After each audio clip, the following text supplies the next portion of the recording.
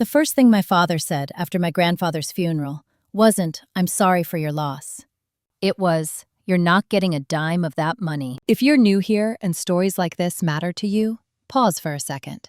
Like the video, leave a comment if family inheritance drama feels familiar, and subscribe if you want the whole truth, not the polished version people tell at dinner tables. Now let me tell you how this really began. My name is Emily Carter, and I was 29 years old when my grandfather died. I was standing in the church parking lot in Asheville, North Carolina, still wearing the black flats I'd worked a double shift in the night before, when my father, Richard Carter, blocked my path like I was a stranger who had wandered into private property. My mother, Susan Carter, stood a few steps behind him, arms crossed, lips tight, already rehearsing disappointment. My older sister, Lauren Carter, was leaning against a silver SUV, scrolling on her phone as if nothing of consequence had happened that day. Only one of us had actually lost someone. My grandfather, Henry Carter, was the only person in that family who ever called me by my full name without sighing afterward.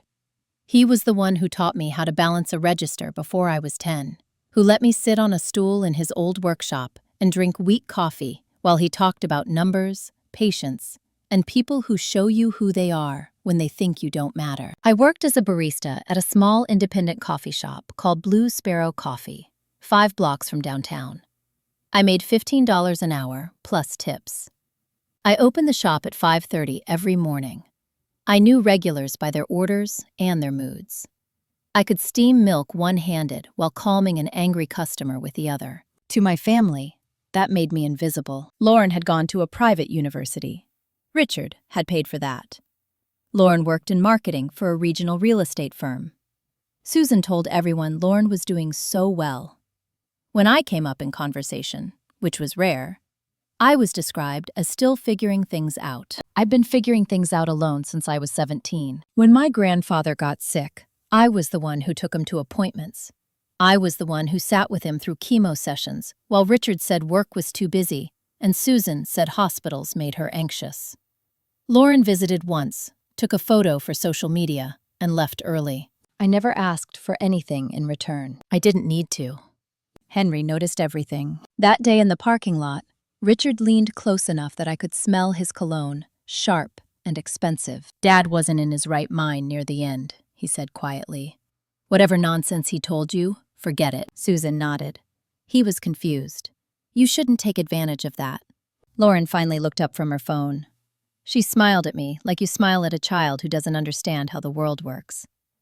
"Don't make this harder than it needs to be, Em." That was when the attorney stepped out of the church. Michael Reynolds, gray-haired, careful, holding a manila envelope like it weighed more than paper. He scanned the parking lot, then looked directly at me. "Emily Carter?" he asked. Richard stiffened. "Yes," I said. "I was instructed to give this to you directly," Michael said, extending the envelope. "Your grandfather was very clear." Richard reached for it. Michael pulled it back. "I'm sorry," Michael said evenly. "Not you." That was the moment something small tipped into something uncontrollable. I didn't open the envelope there. I didn't need to. I already knew. Henry had told me months earlier, sitting at his kitchen table, hands shaking slightly as he folded a napkin. "I'm not leaving you scraps," he'd said. "I'm leaving you freedom." Inside the envelope was a copy of the will and a handwritten note. "Emily, you saw me when no one else did. This isn't a gift. It's a correction." The number was typed plainly on the second page. $28 million. $28 million from investments Henry had built quietly over 40 years. Outside the family business. Richard assumed he would inherit by default. Richard read it twice before his face went pale. "This is wrong," he said. "This is a mistake." Michael shook his head. "It isn't." Susan's voice rose. She manipulated him. Lauren laughed sharply. "This is a joke, right?" I said nothing. I watched. The thing people don't understand is that betrayal doesn't always feel explosive.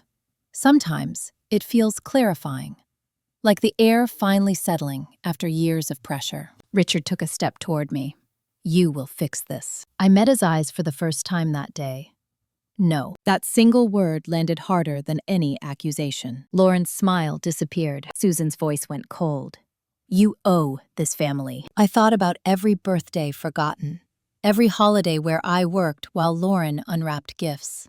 Every time I paid my own rent while Richard covered her down payment. I don't, I said. That was when Richard said something he couldn't take back. If you take that money, he said, you are no longer my daughter. I didn't raise my voice. I didn't cry. I nodded once. Okay, I said, because in that moment, I understood something important. This wasn't about money. It was about control. And control only works if you agree to stay small. By the time I drove back to my apartment, my phone had already started lighting up with messages.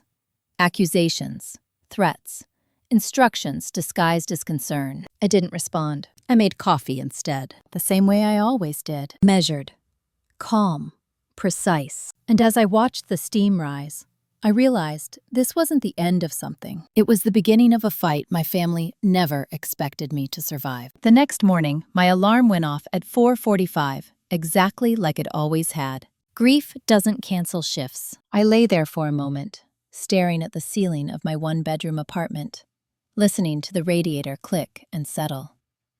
My phone was face down on the nightstand. I already knew what was on it.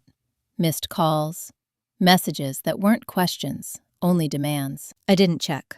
I got up, showered, pulled on my black jeans and the Blue Sparrow coffee t-shirt that smelled faintly of espresso no matter how many times I washed it. Muscle memory carried me through the routine. Brush teeth, tie hair back, grab keys, lock door. Outside, Asheville was still half asleep. Streetlights glowed dull yellow against the mist. My car was cold, and I let it idle while I sat there, hands on the wheel, breathing. $28 million. The number didn't feel real. It didn't feel like anything yet. It was just information, sitting quietly in my chest. At the shop, the lights flicked on, one by one. The smell of coffee grounded me in a way nothing else ever had. I liked knowing exactly what was expected of me. Grind this, steam that, smile here, apologize there. Clear inputs, predictable outputs. My manager, Tara Nguyen, was already behind the counter, counting the drawer. You look tired, she said without looking up. Long day yesterday, I replied. She nodded. No prying. Tara had always been good about that. By 6:15, the regulars started coming in.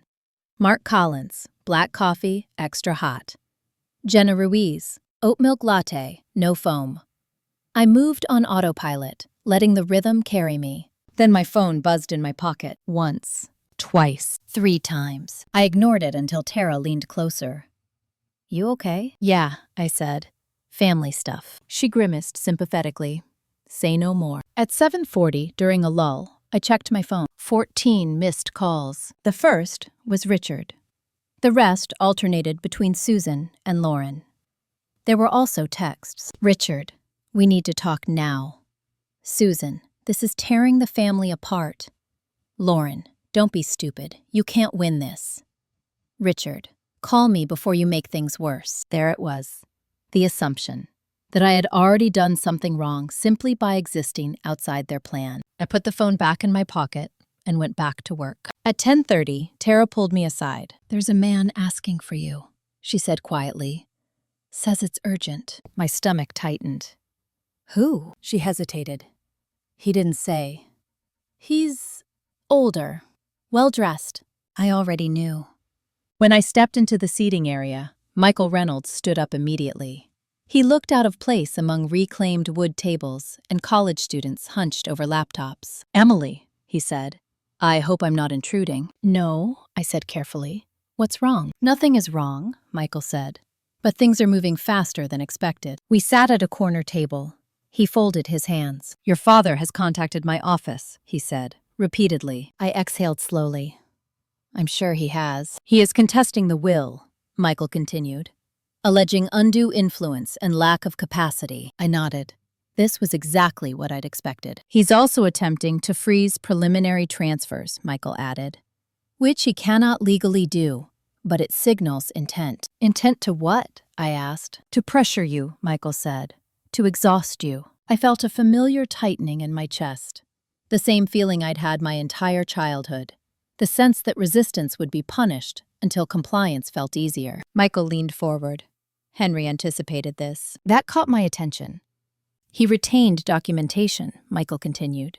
Medical evaluations, independent witnesses, video statements recorded over several months. He was thorough. That sounded like my grandfather. He also set conditions, Michael said. You will need representation of your own. I can't afford, I started. Michael raised a hand. The estate covers reasonable legal expenses related to defense of the will. There it was. Another quiet safeguard. My phone buzzed again. This time, it was Lauren. If you don't answer, we're coming to your place. I showed Michael the screen. He sighed. They've already tried. Tried what? I asked. Gaining access to Henry's house, Michael said.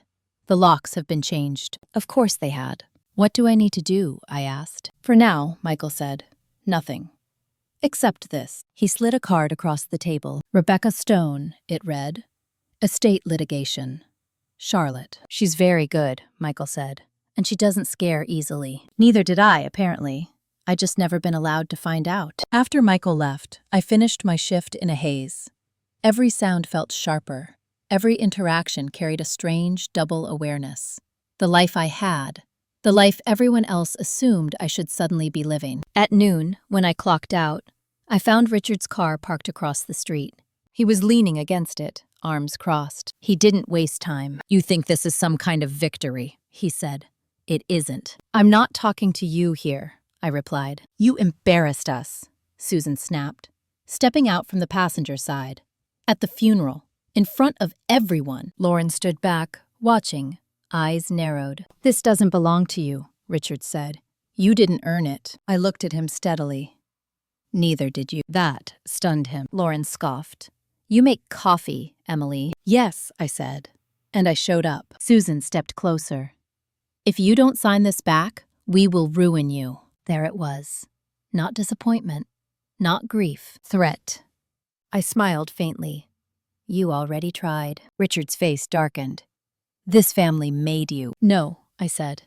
It trained me to survive without you. They left after that, furious, unappeased. I sat in my car for a long time afterward, hands trembling slightly. This was no longer theoretical. They were going to fight me. That night, I called Rebecca Stone. She answered on the second ring. Emily Carter, she said. I've been expecting you. I closed my eyes. Good, I said, because I'm done being quiet. And somewhere between that call and the silence that followed, I understood something clearly for the first time. My grandfather hadn't just left me money. He had left me leverage. And my family was about to learn what happens when the person they underestimated stops absorbing the damage and starts documenting it. Rebecca Stone did not waste time. She called me back that same evening, her voice calm and precise, the kind of calm that comes from knowing exactly where the leverage is. First rule, Rebecca said, you don't meet them alone anymore.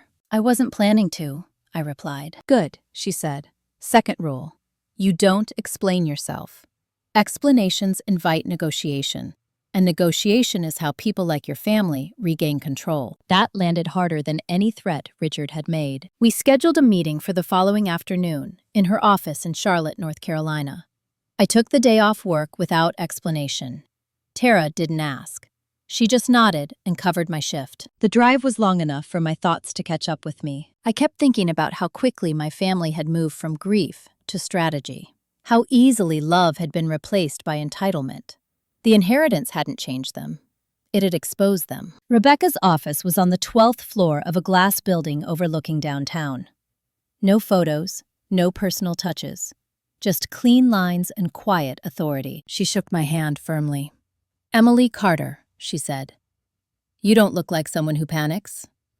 I learned early, I said. She smiled once.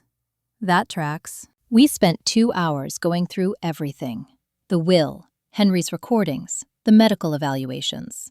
Rebecca explained how will contests worked, how families like mine relied on intimidation more than legal merit, how time and pressure were their favorite weapons. They'll try to isolate you, she said. Convince you this isn't worth it, that you're selfish, ungrateful. They already have, I said. Good, Rebecca replied.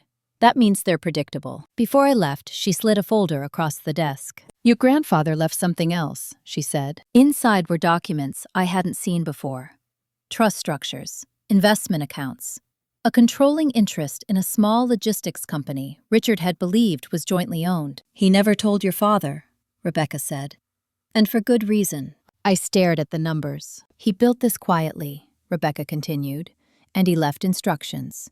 If the contest proceeds, these assets remain protected under your sole authority." That was when I understood the full scope of Henry's planning. He hadn't just corrected an imbalance. He had anticipated a war. On my way back to Asheville, Lauren called. I let it ring until voicemail. Her message was different this time. Less sharp. Almost sweet. "We don't have to do this the hard way," Lauren said. "Mom's really upset.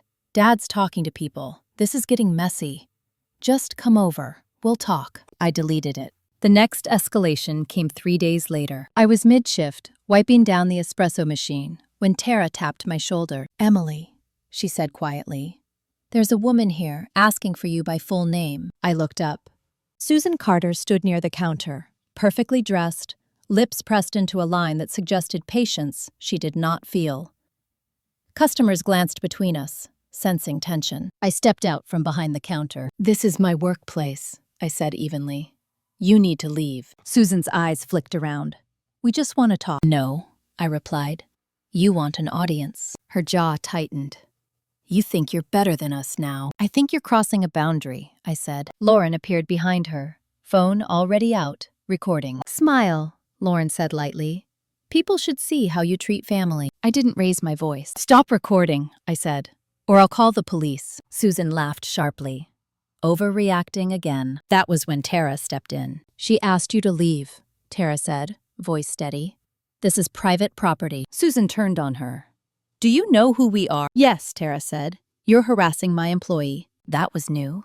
Susan faltered, just slightly. Lauren lowered the phone. "This isn't over," Susan said, pointing at me. "You can't hide behind a coffee counter forever." I met her gaze. "I'm not hiding." They left without another word. The customers stared. A man at the end of the bar shook his head. "Families," he muttered. After my shift, Tara pulled me aside. "If you need time," she said, "take it." "I'm fine," I replied. And for once, it wasn't a lie. That night, Rebecca emailed me. Subject line: "They slipped." Attached were screenshots, Lauren's social media posts, subtle references to money, complaints about betrayal, comments that hinted at details she shouldn't have known. Rebecca's note was short: "Let them keep talking." A week later, Richard filed formally. The contest alleged undue influence, emotional manipulation, and financial incompetence on my part. The language was almost insulting in its certainty. Rebecca smiled when she read it. "They've overplayed," she said, "and now they're on record." Depositions were scheduled. The first was Lauren. She arrived confident, dressed to impress, posture relaxed. That confidence lasted exactly 40 minutes. Rebecca didn't challenge her directly. She asked questions and let Lauren talk about how close she'd been to Henry, about how she knew his wishes, about conversations that never happened. When Lauren contradicted herself, Rebecca made a note. When Lauren mentioned an account she shouldn't have known about, Rebecca paused. "Can you clarify how you learned that information?" she asked. Lauren froze. "I heard it from Dad," she said quickly. Rebecca nodded. "Interesting." Richard's deposition followed. He was angrier, less careful. He accused Henry of favoritism, of punishing him, of being manipulated by me. Rebecca asked one question that changed everything. "Did you ever ask your father why he made this decision?" Richard scoffed. "He didn't owe me an explanation." Rebecca leaned back. "That's correct, and neither do you." By the end of the week, their legal position was unraveling. At home, my phone stopped ringing. Instead, letters arrived. Formal, cold, threatening consequences that no longer scared me, because something had shifted. They weren't trying to pull me back anymore. They were trying to stop me from moving forward. And that meant they knew they were losing. On Sunday evening, I visited Henry's house for the first time since the funeral. The locks had been changed. The air inside still smelled like his coffee. I sat at the kitchen table where he'd once folded a napkin and told me he was leaving me freedom. Now I understood what he meant. Freedom wasn't comfort. It was conflict you were finally equipped to survive. As I stood to leave, my phone buzzed. A text from an unknown number. "You think you've won. "This isn't finished." I didn't reply. I didn't need to.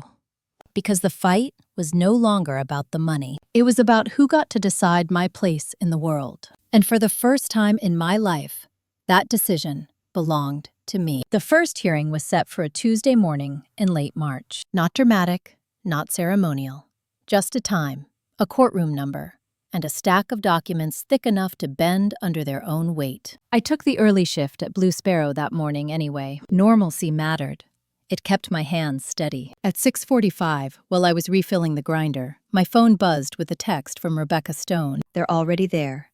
Your father brought a witness he didn't disclose." I stared at the screen for a moment, then slid the phone back into my pocket and finished making the cappuccino in front of me. The customer smiled and thanked me. I smiled back. Predictable chaos was still chaos. I had learned that early. By 9:30, I was sitting beside Rebecca in courtroom 3B of the Buncombe County Courthouse. The benches were half full. No reporters. Just people who thought their private messes were worth a judge's time. Richard Carter sat across the aisle, jaw tight, suit tailored to remind everyone he belonged in places like this. Susan Carter sat beside him, spine straight, hands folded as if in prayer.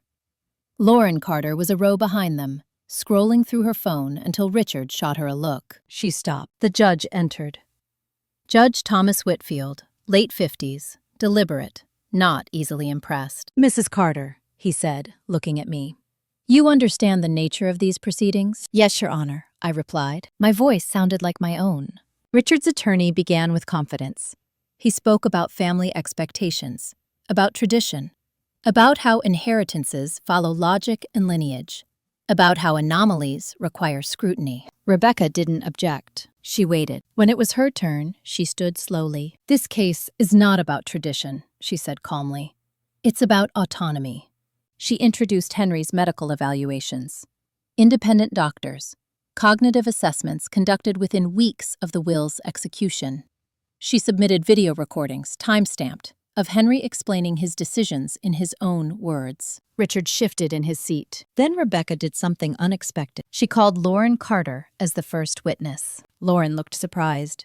So did Richard. Lauren walked to the stand with practiced confidence. She smiled at the judge. Rebecca's questions were gentle. "How often did you visit your grandfather in the last 2 years of his life?" Lauren hesitated. "Whenever I could." Rebecca nodded. "Can you give an estimate?" "Well," Lauren said, glancing at her parents, "I was very busy." "How many times?" Rebecca asked again. "Maybe 3?" Lauren said. Rebecca made a note. "And during those visits, did you discuss his estate?" Lauren shook her head. "No." Rebecca paused. "Then how did you know the approximate value of certain accounts mentioned in your social media posts?" Lauren blinked. "I didn't post anything about that." Rebecca clicked a remote. A screenshot appeared on the monitor. Lauren's Instagram story. A vague caption. A number blurred poorly. Lauren's face flushed. "That was taken out of context," she said quickly. Rebecca smiled politely. "Please explain the context." Lauren opened her mouth. Nothing came out. The judge leaned forward slightly. After the hearing, Rebecca and I stepped into the hallway. Richard stormed past us without looking. Susan followed, her heels sharp against the tile. Lauren lingered. "You didn't have to do that," she hissed, low enough that only I could hear. "I didn't," I replied. "You did." She stared at me like she didn't recognize the person standing there. The following week, things escalated outside the courtroom. My landlord called. "Emily," he said carefully, "I received a letter about your tenancy." My stomach tightened. "From who?" "An attorney representing your parents," he said. "They claim you're involved in fraudulent activity." There it was. I forwarded the email to Rebecca. Her response was immediate. "Good. Retaliation strengthens our position." At work, a rumor started. Not loudly, quietly. The way poison spreads. That I was being sued. That I was unstable. That I had stolen money. One afternoon, a woman I barely knew leaned over the counter. "You should be careful," she said. "People are talking." "I know," I replied. "What if they're right?" she pressed. I met her eyes. "Then the court will decide." She didn't push further. That night, Susan showed up at my apartment. She didn't knock. She rang the buzzer until I answered. I didn't let her in. We spoke through the door. "You've humiliated us," she said. Your father is sick over this. You didn't come when Henry was sick, I replied. That's different, she snapped. How? I asked. She didn't answer. You've turned your sister into a liar, Susan continued. You've turned this into a spectacle. No, I said. You did. I just stopped cleaning it up. Her voice dropped. If you walk away now, we can still fix this. I rested my forehead against the door. I don't want fixing, I said. I want distance. She laughed bitterly. You think money will save you. No, I said. It already did. She left after that. The second hearing brought a new twist. Richard's attorney filed a motion to compel mediation. Rebecca laughed when she read it. They're trying to regain narrative control, she said. They want a room where pressure works. Do we have to? I asked. No, Rebecca said, and we won't. The judge denied the motion. 2 days later, Michael Reynolds called. There's something else, he said. Henry left instructions to activate an independent audit of the family business if the contest continued past this stage. I closed my eyes. Of course he did. That audit has begun, Michael continued. Preliminary findings are concerning. I didn't ask for details. I didn't need them. That evening, Lauren texted me. You've ruined everything. I stared at the message for a long time. Then I typed back. You ruined the illusion.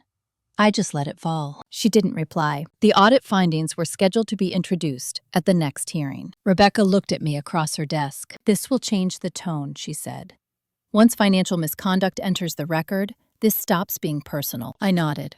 I thought of my grandfather's hands, steady, even when his body wasn't. He hadn't left me money out of sentiment. He had left me protection. And now the fight was about to move somewhere my family had never expected. Out of the realm of emotional leverage and into facts they couldn't intimidate. As I drove home that night, my phone buzzed again. Unknown number. You think you know everything.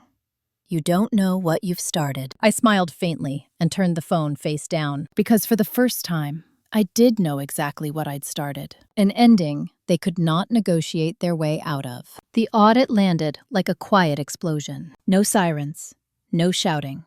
Just a sealed envelope delivered to Rebecca Stone's office on a Thursday morning, stamped confidential, in a way that suggested someone, somewhere, was already regretting their choices. Rebecca called me an hour later. You should come in, she said.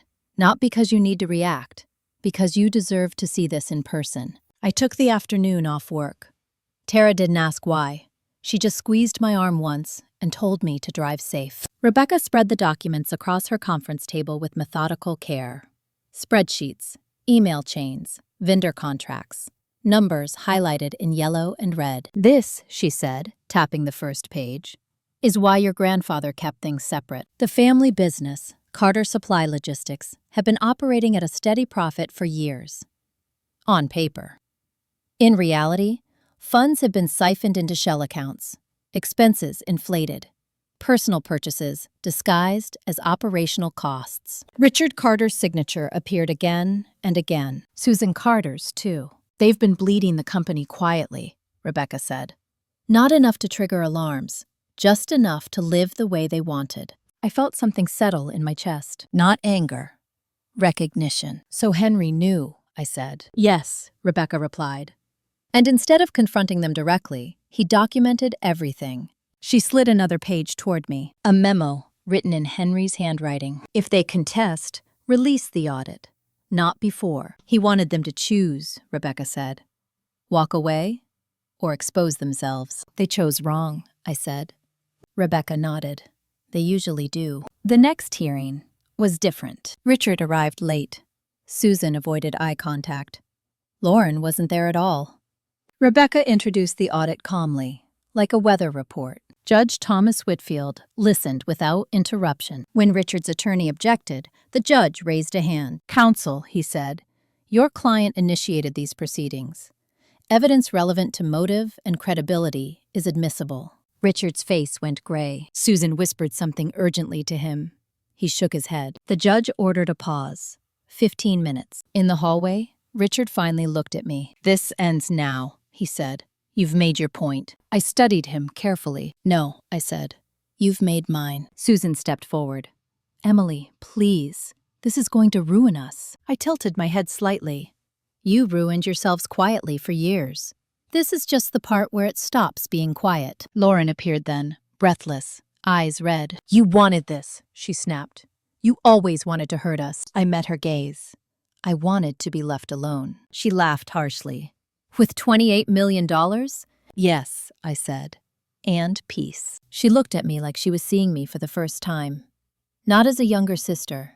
Not as background. As a threat. After the hearing, Rebecca closed her folder and exhaled. They'll withdraw, she said.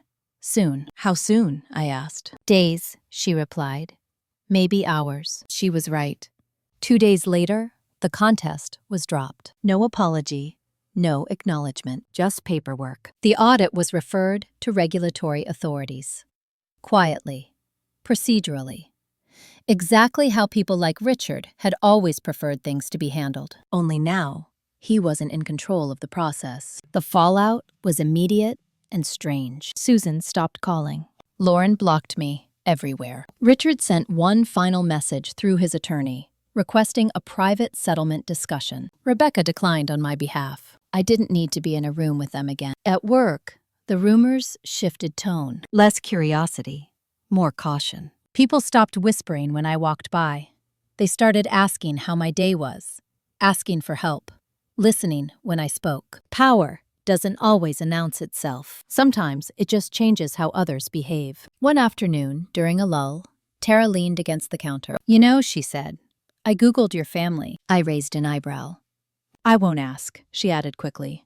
Just wanted to say, I'm glad you're here. Me too, I said. That night, I visited Henry's house again. The audit team had already been through.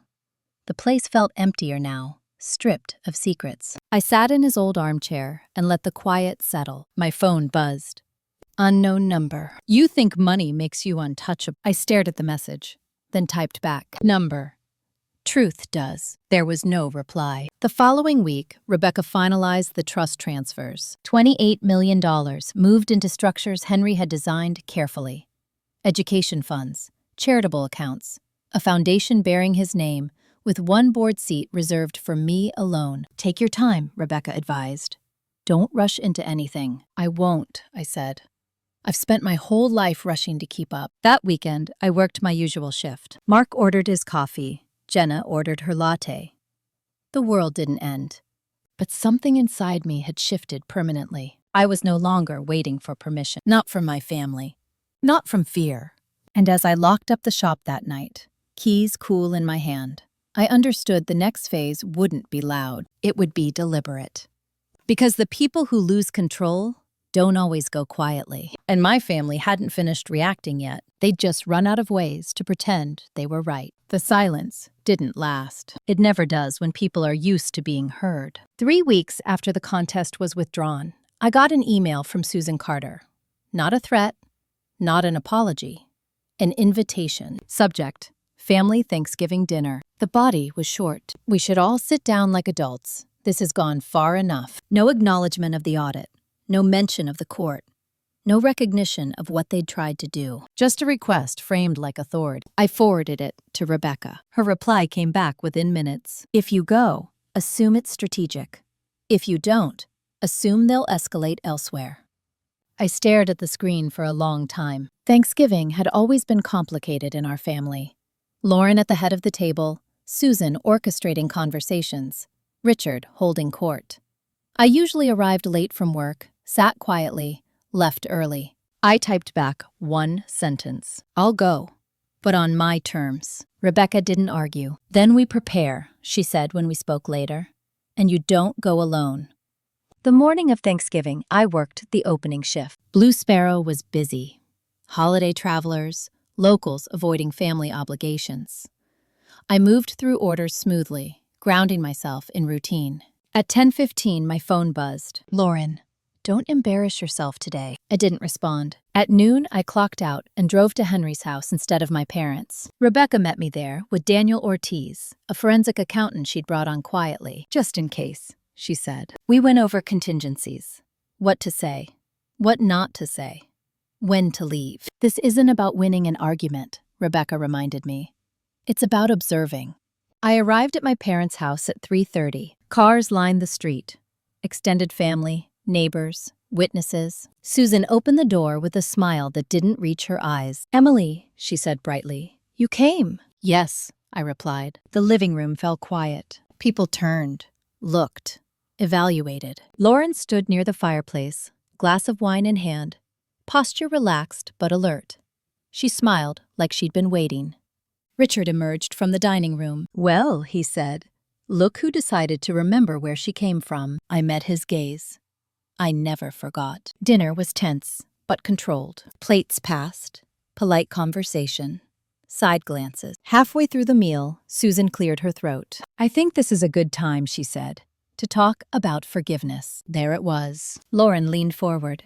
"Families fight," she said lightly, "but money shouldn't destroy us." I set my fork down. "This isn't about money," I said calmly. "It's about what you did when you thought you could take it from me." Richard scoffed. "You're still playing the victim." "No," I replied. "I'm stating facts." Susan's smile tightened. "You've always been dramatic." That's when Lauren pulled out her phone. "Funny you say that," she said, "because I've been meaning to share something." She tapped the screen. Audio filled the room. My voice, out of context. A voicemail I'd left years ago, exhausted, frustrated, venting about work and family pressure. Lauren paused it. "This is how she talks about us," she said to the room. "This is the real Emily." A few people murmured. I recognized the tactic immediately. Character assassination. Rebecca shifted beside me but didn't speak. I stood. "That voicemail is 3 years old," I said evenly. "It was sent to my grandfather, who supported me, who kept it private." I looked around the room. Ask yourselves why she has it. Silence. Lauren's smile faltered. Richard's face darkened. Susan stood abruptly. "Enough. This is not appropriate." "No," I said. "It is." I turned to Lauren. "You accessed Henry's phone after his death, without permission. That's illegal." Lauren laughed nervously. "You can't prove that." Rebecca stood. "Yes, we can," she said calmly. "And we already have." The room went still. Daniel stepped forward. "Digital access logs, timestamps, device IDs." Lauren's face drained of color. Susan whispered, "Lauren." Richard slammed his hand on the table. "Get out." I nodded once. "That was always the plan," I said. We left without another word. Outside, the air felt lighter. In the car, Rebecca exhaled. "They panicked." "Good," I said. "They're predictable when they panic." 2 days later, the fallout hit. Lauren was contacted by investigators regarding unauthorized access to Henry's devices. Not charged, warned. Enough to scare her. Susan called. I didn't answer. Richard sent an email. Subject: "This has gone too far." Rebecca replied on my behalf. So did you. At work, something unexpected happened. Tara called me into her office. "I've been offered a partnership stake," she said. "Small, but meaningful." I smiled. "That's amazing." I turned it down, she continued. "Unless you want in." I blinked. "Me?" "You understand people," Tara said, "and pressure. And systems. That matters." It was the first time someone had seen my skills without attaching them to my family. "I'll think about it," I said.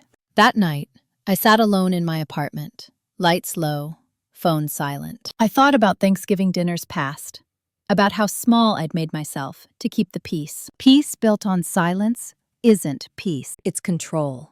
And control fails when witnesses appear. My phone buzzed. Unknown number. "You think you're untouchable now," I typed back slowly. "Number 1. I think you're exposed." There was no reply. But I knew something important had shifted. They had tried humiliation. They had failed. And when humiliation fails, people like my family move to something far more dangerous. Desperation. Which meant the next move wouldn't be subtle. And I needed to be ready. Desperation changes people. It strips away pretense and leaves impulse exposed. I felt it before I saw it, in the sudden quiet that followed Thanksgiving. No texts, no emails, no public jabs disguised as concern. My family went still in a way that wasn't peace. It was calculation. Rebecca noticed it too. "This is the part where they look for leverage outside the courtroom," she said during our weekly call. "Employment, reputation, safety." "Safety?" I asked. "Emotional first," she replied, "then financial. sometimes physical if people are reckless. Richard Carter had always preferred indirect pressure. Susan specialized in social isolation. Lauren liked humiliation when she had an audience.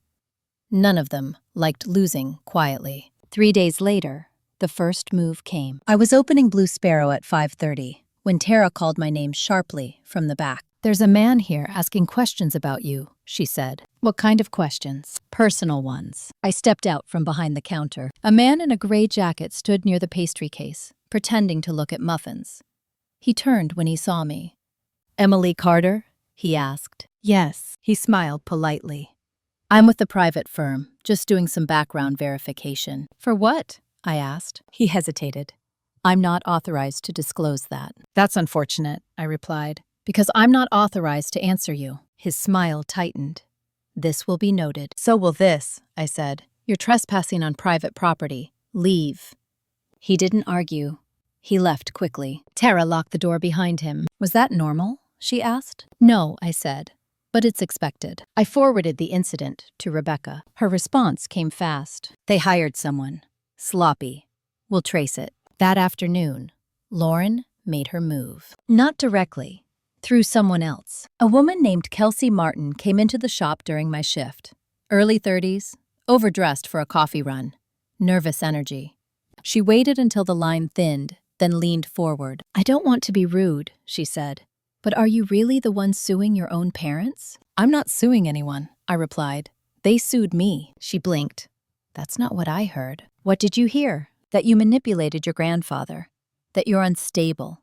That you're using money to punish people." I studied her face, the tension in her jaw, the way her hands twisted the strap of her purse. "And who told you that?" I asked. She hesitated. "A friend." "Who?"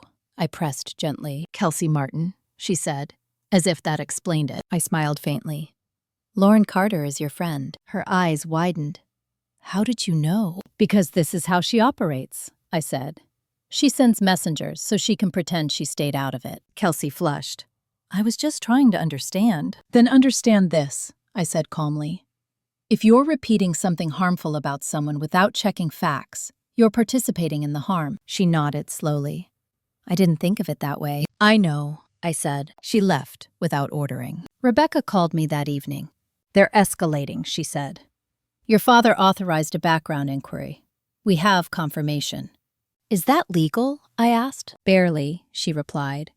"But combined with the other behavior, it establishes harassment." "What happens now?" "Now," Rebecca said, "we stop reacting and start setting traps." That word made my stomach tighten slightly. "Legal ones," she added. "Calm ones." 2 days later, Susan Carter made her move. She sent a letter. Not to me. To the board of a local nonprofit Henry had supported for years, where I had recently been invited to observe meetings as part of the foundation's transition. The letter questioned my mental stability and suggested I was unfit to participate due to ongoing litigation and emotional volatility. Rebecca was livid. "She crossed a line," she said. "Defamation. In writing." "Do we respond?" I asked. "No," Rebecca replied. "We document, and we wait." The waiting was the hardest part. Not because I doubted the outcome, but because I could feel them circling, looking for a crack, a reaction they could exploit. At work, I stayed focused.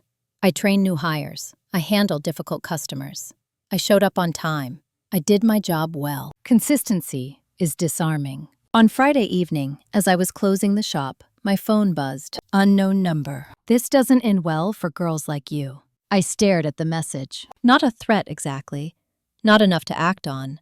Just enough to unsettle. I forwarded it to Rebecca without comment. She called immediately. "That's enough," she said. "We move now." The following Monday, Rebecca filed a motion for a protective order, citing harassment, unauthorized investigations, and attempted reputational damage. She attached everything. The investigator at the shop, Kelsey's conversation, Susan's letter, the anonymous message. Pattern, not incident. Judge Whitfield scheduled an emergency hearing. Richard arrived flustered. Susan looked pale. Lauren wasn't there. Rebecca spoke calmly, methodically. "This court has already determined the validity of the will," she said. "What we're seeing now is retaliation for that decision. Richard's attorney objected weakly. Judge Whitfield raised a hand. "Mr. Carter," he said, looking directly at my father, "do you understand that continuing this behavior will have consequences beyond this court?" Richard swallowed. "We were just trying to protect our family." The judge nodded once. "You are now endangering it." The order was granted. No contact, no third-party communication, no investigations, no interference with employment or civic participation. Lauren was named explicitly. When it was over, Richard didn't look at me. Susan stared at the floor. Outside the courtroom, Rebecca turned to me. "This is where it usually stops," she said. "When people realize the system isn't on their side." "And if it doesn't?" I asked. Rebecca smiled slightly. "Then they expose themselves further." That night, I sat in my apartment with the windows open, listening to the city settle. For the first time in weeks, my phone was silent. No messages, no warnings, no demands, just quiet. But it wasn't peace yet. It was restraint. The kind people adopt when they know they're being watched. And I knew something else, too. My family had lost the ability to hurt me directly, which meant their next move wouldn't be about me at all. It would be about what they could still control. The business, the money, the narrative. And that meant the real endgame was finally coming into view. Control, once stripped down to its essentials, always looks the same. It looks like money. The week after the protective order was issued, Rebecca called me early Monday morning. "They've shifted," she said. "Your father isn't contacting you anymore. He's contacting institutions." I sat up in bed. "Which ones?" "Banks, vendors, old partners from Carter Supply Logistics," she replied. "Anyone who will take his call." "So he's trying to starve something," I said. "Yes," Rebecca said. "Just not you." By midweek, the pattern became clear. Richard Carter wasn't trying to touch my money directly. He couldn't. Henry's structures were airtight. Instead, he was trying to salvage control over the one thing he still believed defined him: the business. Carter Supply Logistics had been under regulatory review since the audit was referred, but it was still operational. Employees, contracts, long-standing relationships Richard had cultivated carefully. Now those relationships were wobbling. Vendors started asking questions. Payment timelines shifted. One regional client paused a renewal pending clarification of governance. Richard was bleeding credibility, and he was angry. That anger turned outward. On Thursday afternoon, I received a call from Samuel Price, the interim compliance officer appointed by the regulators overseeing the audit. "Miss Carter," he said, "I wanted to give you a courtesy heads up." "About what?" I asked. "Your father has requested a meeting," Samuel said. "He wants to discuss restructuring options that would exclude your involvement." I laughed softly. "I'm not involved." "That's what I told him," Samuel replied. He disagreed. Rebecca joined the call. "Mr. Price," she said evenly, "any attempt to circumvent beneficiary oversight during an active review would be noted." "I'm aware," Samuel said, "which is why I called you." The meeting happened without me. Richard arrived with charts, proposals, and a narrative ready. He presented himself as a man trying to save a company from the recklessness of others. It didn't work. The audit trail was too clear. The timing, too convenient. By Friday, Carter Supply Logistics was placed under temporary operational supervision. Richard was removed from day-to-day decision-making, pending further review. Susan called that night. "Not me." "Rebecca." Her voice was brittle. "You've destroyed our livelihood," Susan said. Rebecca didn't soften her tone. "Your actions did that." Susan's voice cracked. "Richard is falling apart." Rebecca paused. "Then he should stop digging." Susan hung up. At work, something strange happened. People stopped whispering altogether. Instead, they started asking questions openly. About investments, about foundations, about how someone like me had navigated all of this without imploding. I answered selectively, not with details, with boundaries. I listened to my lawyer, I said more than once. And I didn't argue emotionally. That seemed to impress people more than any dramatic speech ever could. Tara pulled me aside late Friday afternoon. "I need to tell you something before you hear it elsewhere," she said. "What is it?" "Someone contacted the shop's landlord," she said. "Asked about our lease stability, about future ownership." I felt my stomach tighten. "Who?" "They didn't say," Tara replied. But the questions weren't casual. Rebecca was unsurprised. "This is a fishing expedition," she said later. "Richard wants leverage. Any leverage." "Can he do anything?" I asked. "Not legally," she said. "But desperation makes people creative." The next move came from Lauren. Not directly, through silence. She stopped posting, stopped liking, stopped reacting. People who thrive on attention rarely withdraw, unless they're plotting or collapsing. Then, on Sunday evening, she resurfaced. Not online. In person. I was leaving Blue Sparrow when I saw her car across the street. She leaned against it like she owned the sidewalk. "You shouldn't be here," I said calmly. She laughed. "Still hiding behind a coffee shop?" I looked at her closely. She looked tired. Not angry, not smug. "Unraveling. They took Dad off the company," she said. "Do you feel good about that?" "I feel honest," I replied. "You always hated us," she snapped. I shook my head. I hated being erased. Lauren stepped closer. "You think this ends with you winning?" "No," I said. "It ends with me being free." Her eyes flicked, calculating. "You know," she said slowly, "Grandpa promised me something once." I raised an eyebrow. "Did he?" "Yes," she said. "That family would always come first." I met her gaze. "He kept that promise. Just not the way you wanted." She stared at me for a long moment, then laughed softly. "You're going to regret this," she said. "I already paid for it," I replied. She drove away without another word. That night, Rebecca sent me an email. Subject: "We have leverage." The body was brief. "Regulators have requested expanded access to internal communications. Richard's resistance has been noted.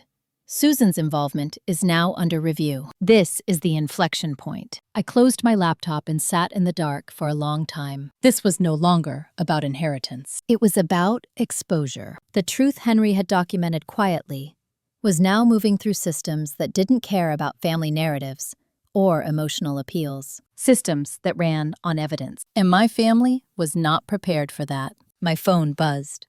"Unknown number. You could still stop this." I typed back one sentence. "You could have stopped it years ago." There was no reply. The following morning, I woke up with a strange sense of calm. The kind that comes when the outcome no longer depends on your actions. Everything that needed to be said had been said. Everything that needed to be documented was documented. The machine was moving now. And my family, who had spent decades controlling the story, were about to learn what it felt like to be characters instead of authors. The next chapter wouldn't be about confrontation. It would be about consequence. And those are always quieter than people expect. Consequences rarely arrive with spectacle. They arrive in envelopes. On a Monday morning that felt indistinguishable from every other, I received 3 notifications before I finished my coffee. One from Rebecca Stone, one from Samuel Price, one from a number I didn't recognize, flagged as legal correspondence. I didn't open any of them right away. I got dressed. I fed the cat I'd adopted 2 weeks earlier on a quiet impulse. I stood at the window and watched a delivery truck struggle to parallel park across the street. Then I sat down and opened the first email. Rebecca's message was brief. "The regulators have escalated. Formal findings are imminent. Richard Carter has been notified." The second email was longer. Samuel Price outlined the scope of the findings without editorializing. Misappropriation of funds, breach of fiduciary duty, coordinated concealment over multiple fiscal years. Susan Carter's name appeared more than once. The third message was a certified notice. A civil enforcement action was being filed, not against me, against them. I felt a strange stillness settle in my chest. Not satisfaction, not relief, finality. At work, the day unfolded normally. Orders came in, machines hissed and hummed. Someone spilled oat milk and apologized too many times. I reassured them and handed over napkins. The world kept going. Around noon, Tara leaned against the counter and said quietly, "You okay?" "Yes," I said. Something ended. She nodded, like she understood. That afternoon, Lauren called. Not texted. Not messaged through someone else. Called. I let it ring twice before answering. "What do you want?" I asked. Her voice sounded smaller than I expected. Fractured. "They served us," she said. "I know. You could have warned us." I closed my eyes. I did. Many times. You just didn't believe me. There was silence on the line. Then she said, Dad's lawyer says this could get criminal. Yes, I replied. You did this. No, I said evenly. I stopped stopping it. She inhaled sharply. You always think you're so calm, so righteous. I pictured her pacing, phone pressed too tightly to her ear. This isn't righteousness, I said. It's documentation. She laughed bitterly. You're enjoying this. I thought about that. No, I said. I'm done with it. She hung up without another word. That evening, Susan Carter sent a message through Rebecca. Not a threat, a request. She wanted to talk.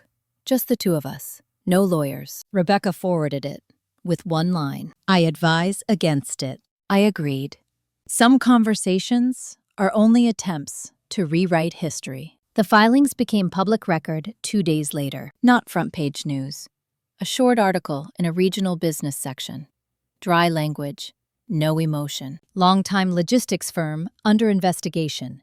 Senior executives removed pending review. Richard Carter's name was printed in black and white. So was Susan's. I didn't share it. I didn't comment, but other people did. At work, a customer recognized my last name and hesitated before speaking. I'm sorry, she said awkwardly. For what? I asked. For everything. I smiled politely.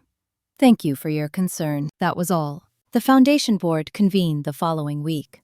I attended as an observer, like always. No one mentioned my family. They discussed scholarships, grants, oversight. Systems designed to prevent exactly the kind of abuse Henry had anticipated. When the meeting ended, one of the board members, an older woman named Eleanor Pike, stopped me. Your grandfather was very careful, she said. He trusted you. I nodded. He taught me to watch quietly. She smiled. That's how real power moves. That night, I went back to Henry's house again, not to grieve, to close something. I walked through each room slowly, noticing what I hadn't before. The way he labeled folders, the way he kept records, the absence of chaos. I understood him better now. He hadn't been cold, he'd been precise. On the kitchen table, I found an envelope tucked beneath a drawer liner I hadn't checked before. Inside was a single sheet of paper. Emily, if you're reading this, then you already know they chose wrong. I'm sorry they made you fight, but I'm not sorry I gave you the tools. Nothing else. No advice. No comfort. Just trust. My phone buzzed as I folded the note. Unknown number. You didn't have to destroy everything. I typed back carefully. I didn't destroy it. I survived it. There was a pause. Then another message appeared. We're losing the house. I stared at the screen. For the first time, I felt something like grief for them. Not because they were losing comfort, but because they were learning too late that control isn't the same as security. I didn't reply. I turned the phone off. The next day, Rebecca called with an update. They've requested a settlement conference, she said. Not about the will. About liability mitigation. Do I need to attend? I asked. No, she said. You're not a defendant. You're a fact. That sentence stayed with me. I wasn't fighting anymore. I was evidence. That evening, as I closed the shop, Tara handed me an envelope. What's this? I asked. She shrugged. Mail came in. Thought you'd want it. Inside was a letter from the landlord. Lease renewal approved. 5 years. Fixed rate. Stability. I laughed softly. When I got home, I sat on the couch with the cat curled against my leg and let the quiet stretch. This was the part people never talk about. After the conflict, after the exposure, after the victory no one claps for. This was the part where you learn how to live without the tension that once defined you. My family's story was still unraveling, but mine had stopped being about them. And that meant the ending was finally in sight. Not because they had fallen, but because I had stepped out of the frame entirely. The last chapter wouldn't be about what they lost. It would be about what I kept and how I chose to move forward once the noise finally died down. When the noise finally drops, it leaves behind a strange emptiness. Not peace, not relief. Space. I didn't realize how much of my life had been shaped around anticipation until there was nothing left to anticipate. No hearings on the calendar. No emergency calls from Rebecca. No threats wrapped in politeness. Just days. Ordinary ones. The settlement conference happened without me. Rebecca summarized it afterward in a single phone call while I was wiping down the espresso machine after closing. They're negotiating fines, asset freezes, and repayment structures, she said. Criminal exposure is still on the table, but that's out of our hands now. And me? I asked. You're done, she replied. Legally, financially, strategically. There's nothing left for you to respond to. I thanked her and hung up. That word echoed longer than I expected. Done. At work, Tara officially made her offer again. A partnership stake in Blue Sparrow. 10% now, more later if the second location opened on schedule. She slid the paperwork across the counter after hours, both of us leaning on the wood that had seen 1,000 small conversations. You don't have to answer today, she said. I know, I replied. But I will, I signed. Not because of the money, because of the symmetry. I had built stability one cup at a time. I trusted systems that rewarded consistency. I wanted something that grew slowly and honestly. That night, I transferred the first grant from the Henry Carter Foundation, $200,000, to a local vocational program that trained people aging out of foster care. No press release, no ceremony, just impact. Weeks passed. Richard Carter's name disappeared from business filings. Susan Carter sold jewelry quietly through a private broker. Lauren Carter moved out of state without announcing it. People asked questions less often. When they did, I answered briefly. I'm focusing on work, which was true. The foundation grew quietly. Advisors came and went. Policies were written. Controls installed. Everything Henry had insisted on. I learned to read balance sheets the way I once read people's moods. Patterns, tells. At night, I slept without replaying conversations, without bracing for the next attack, without rehearsing defenses. One evening, while locking up the shop, Tara asked casually, "Do you ever miss them?" I considered the question honestly. I miss who I thought they were, I said, not who they chose to be. She nodded. That makes sense. It did. The final loose end came unexpectedly. A handwritten letter arrived at my apartment. No return address. Familiar handwriting. It was from Susan. Emily, I don't expect forgiveness. I don't even expect understanding. But I want you to know I see now what I refused to see then. I hope one day you can live without anger. I folded the letter carefully and placed it in a drawer. Not because I needed to preserve it, because I didn't need to respond. Anger hadn't fueled any of this. Clarity had. The following Sunday, I visited Henry's grave alone.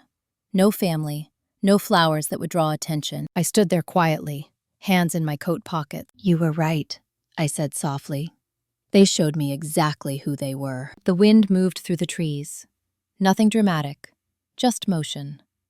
I walked away without looking back. Later that night, I opened my notebook again. I added one more sentence beneath the others. Power isn't taking revenge. It's refusing to stay available for harm.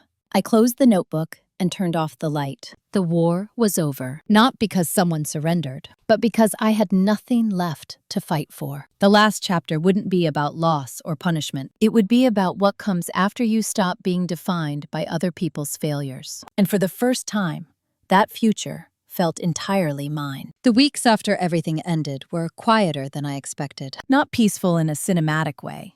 No swelling music. No moment where I stood on a cliff and felt reborn. Just mornings that arrived without dread. I learned that quiet isn't empty. It's unoccupied. My days settled into a rhythm that belonged to me. I opened the shop 3 mornings a week, handled inventory and scheduling in the afternoons, and spent evenings learning things Henry had once tried to explain patiently at his kitchen table.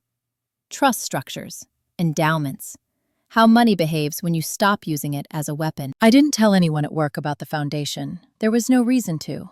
Blue Sparrow knew me as Emily who remembered orders and trained new hires without making them feel stupid. That was enough. Rebecca Stone and I spoke less frequently now. When we did, it was administrative. Final filings, closing notes. A last reminder to update beneficiary designations once my life stabilized. You handled this better than most, she said during our final call. I had a good teacher, I replied. She paused. So did he. The first real test of my boundaries came unexpectedly. My mother's sister, Aunt Margaret Lewis, reached out through email. We had never been close. She had always hovered at the edges of family gatherings, offering commentary, but no protection. Her message was careful. I don't want to choose sides. I just want to understand. I read it twice. Then I replied with one sentence. I'm not asking anyone to choose. I'm choosing myself. She never wrote back. That was fine. People who want access but not accountability usually disappear when you stop negotiating. At the foundation, the board finalized the first long-term initiative: scholarships tied to apprenticeship programs, clear metrics, annual audits. I insisted on those audits, not because I distrusted the people involved, because trust without structure is how power gets abused. Henry had known that. I understood it now. One afternoon, Samuel Price called with a final update. Charges won't be pursued criminally, he said. Civil penalties will be significant. Restitution plans are being enforced. I thanked him. Your cooperation made this easier, he added. I thought about that. I didn't cooperate, I said. I stopped interfering. He laughed softly. Fair point. At home, the cat slept in patches of sunlight like she owned the place. I cooked more. Simple meals. Food that didn't come from a sense of scarcity or guilt. I bought a second-hand bookshelf and filled it slowly. Nothing felt rushed anymore. One evening, Lauren's name appeared on my phone. I didn't answer. She left a voicemail. Her voice was tired, defensive in a way that sounded practiced. I don't know what you want from me, she said. Dad's health is getting worse. Mom barely leaves the house. People look at us differently now. I hope you're happy. I deleted it without listening again. Happiness had never been the goal. Stability had. And stability doesn't require applause. A month later, I ran into Lauren by accident at a grocery store on the other side of town. She looked thinner, less polished. She hesitated when she saw me. I nodded politely. She opened her mouth, then closed it again. We passed each other without speaking. I didn't feel victorious. I felt finished. That was the difference. The partnership of Blue Sparrow became official when the second location's lease cleared. I spent weekends reviewing plans, not because I needed to prove anything, but because I enjoyed building something that didn't punish visibility. Tara noticed. You've changed, she said one afternoon. How? I asked. You don't apologize before you speak, she replied. I smiled. I used to think that was politeness. It's not, she said. It's conditioning. That word stayed with me. Conditioning. Families like mine didn't just neglect. They trained. They rewarded compliance and punished independence until obedience felt like love. Breaking that pattern hadn't been loud. It had been consistent. I thought about that the day I received the last piece of mail related to the Carter estate. A formal notice closing the file. I filed it away and didn't think about it again. That night, I sat on the couch with my notebook open and read through the sentences I'd written over the months. I choose myself, even when it costs me people who benefit from my silence. Especially then. Power isn't taking revenge. It's refusing to stay available for harm. I added one more. Inheritance doesn't make you worthy. Integrity does. I closed the notebook. The past didn't need revisiting. It had served its purpose. I wasn't healed in a dramatic way. I still flinched sometimes when my phone rang unexpectedly. I still hesitated before saying no out loud. But those moments passed faster now, because I trusted myself to survive discomfort. That was the real inheritance, not the money, not the foundation. The certainty that I could stand alone without shrinking. And as the days moved forward, steady and unremarkable, I understood something clearly. The people who tried to break me weren't villains in a story. They were a system. And systems lose power when you stop feeding them. The final chapter wasn't about closure. It was about continuation, about choosing a life that didn't need to be defended. And I was ready to live it, quietly, without permission. The last chapter didn't announce itself. It arrived on an ordinary morning, the kind I used to rush through without noticing. Sunlight came in through the kitchen window. The coffee machine clicked and hummed. The cat sat on the counter like she had always belonged there. Nothing was chasing me anymore. I realized that as I stood there waiting for the coffee to finish brewing. No court dates, no legal updates, no emotional aftershocks disguised as concern. Just time moving forward, indifferent and steady. I drove to work without checking my phone. At Blue Sparrow, the second location was finally open. Fresh paint, new staff, the smell of new wood mixed with espresso. Tara handed me the keys without ceremony. "Welcome home," she said. I understood what she meant. This place wasn't built on inheritance or expectation. It was built on mornings that started early, on showing up even when no one applauded, on competence that didn't need a last name to justify it. Later that afternoon, I stepped away for an hour and walked downtown. I passed people who had no idea who I was or what I had survived. That anonymity felt like a gift. Power that needs recognition is fragile. The foundation held its first annual review meeting the following week. Clean reports, clear outcomes, no drama. Exactly how Henry would have wanted it. One of the board members thanked me for my leadership. I corrected him gently. "I'm just maintaining what was built carefully." That night, I went back to Henry's house one last time. The sale was finalized. The keys were being handed over the next morning. I walked through each room slowly, not to mourn, but to acknowledge what had ended. In the kitchen, I rested my hand on the table, where everything had begun. "You were right," I said softly. "They showed me. And you prepared me." I locked the door behind me and didn't look back. Weeks later, my mother sent a final message. Not an apology, not a demand, just an update about her life, written plainly. I replied once, briefly, kindly, without reopening anything. That was the boundary. Lauren never contacted me again. Richard's name surfaced once more in a small article about a settlement reached without admission of guilt. I didn't read past the headline. I didn't need the details. My life filled itself quietly. Morning shifts, staff meetings, foundation check-ins, evenings spent reading or cooking or doing nothing at all. Nothing dramatic, nothing performative. One Sunday afternoon, I sat on the floor, surrounded by unpacked boxes of books I'd bought slowly, deliberately. I realized I wasn't waiting for anything to fall apart. That was new. I opened my notebook one last time and read every sentence I had written across these months. Then, I added the final line. "I am not the ending of their story. I am the beginning of mine."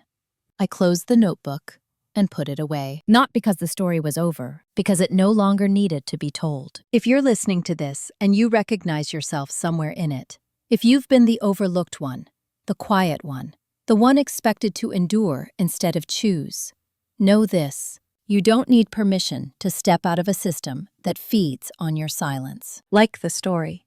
Comment if you've ever had to walk away from people who only valued you when you stayed small. Subscribe for more real family drama stories about inheritance, betrayal, revenge, and choosing self-respect over control. Because sometimes the strongest revenge isn't destruction. It's building a life so solid that the people who tried to break you no longer matter at all.